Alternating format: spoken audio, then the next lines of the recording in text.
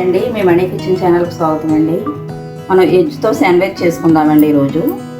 అందులో కావాల్సిన పదార్థాలు కొన్ని స్వీట్ కార్న్, ఒక ఉల్లిపాయ, ఒక టమాటా, బంగాళదుంపలు 2, పచ్చిమిరపకాయలు 3, ఒక క్యాప్సికమ్, బ్రెడ్ అండి. దీంతో తయారీ విధానం చూపించాను మీకు. ముందుగా మనం బంగాళదుంపలు కట్ చేసి మనం కుక్కర్లో ఉడకబెట్టేసుకుందామండి.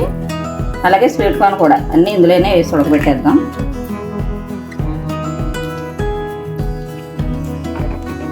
బంగాళదుంప ఇలాగా స్వీట్ కార్న్ ఉడకబెట్టేసుకుందామండి. ఒక 4 విజిల్స్ వేయించుకుందాం, తర్వాత చూపిస్తాను. చిటికెడు ఉప్పు వేసుకుందామండి, కొంచెం ఎక్కువ వద్దు. ఉడికిపోయినాయండి, స్టవ్ ఆఫ్ చేసుకుందాం. ఈ పక్కన పెట్టుకుందాం. ఈ చల్లారి లోపల మనం కూర తయారు చేసుకుందామండి.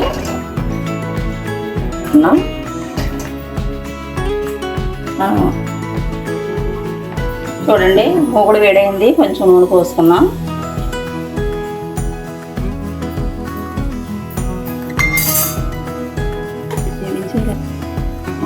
ఇప్పుడు నూనె వేడైందండి, కూరగాయలు వేసేసుకుందాం, వేపించుకుందాం.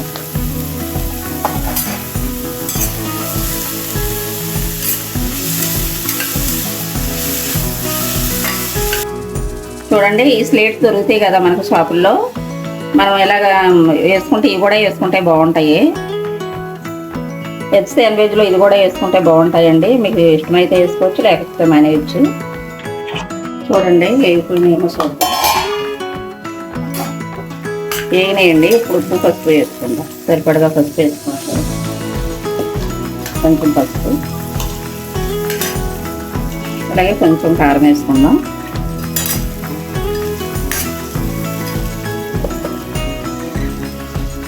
అలాగే కొంచెం సాల్ట్, సరిపడగా సాల్ట్ వేసుకుందాం.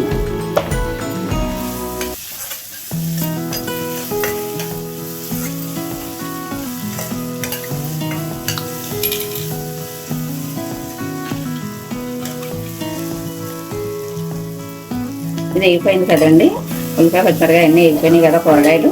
ఇప్పుడు బంగాళదుంప ఇలాగా మెత్తగా చేసేసుకున్నాం కదండి, ఉడకబెట్టుకుని ఇది వేసేసుకుందాం.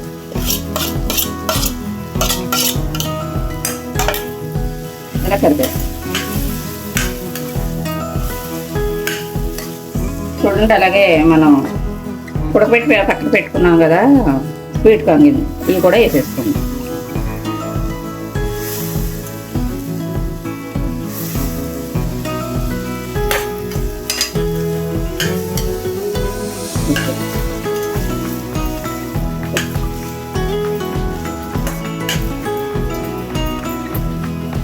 అలాగేనండి, కొంచెం కొత్తిమీర వేసేసుకుందాం.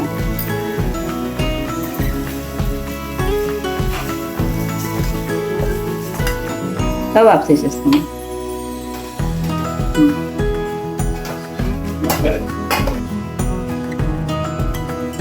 ప్యానం పెట్టుకుని పొయ్యి వెలిగించుకున్నామండి. ప్యానం వేడయింది. ఇలా కొంచెం నెయ్యి పోసుకుందాం. నెయ్యి పోసిన తర్వాత ఇలాగ బ్రెడ్ వేసేసుకుందామండి నెయ్యి వేడయ్యాక.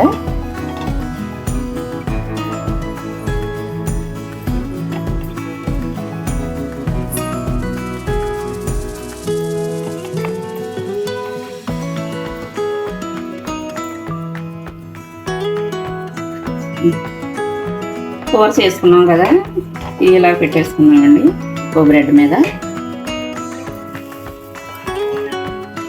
చూడండి, ఇలా కూర పెట్టేసుకున్నాం కదా, ఇలా స్లీప్ పెట్టేసుకుందాం.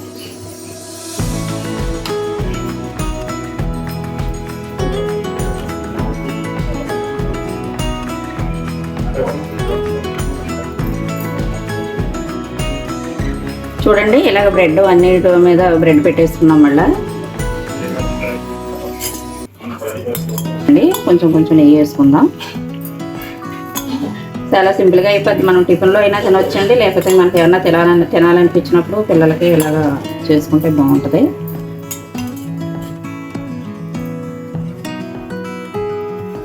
ఒకసారి తిరిగేసి మళ్ళీ కాల్చుకుందామండి ఇలాగ.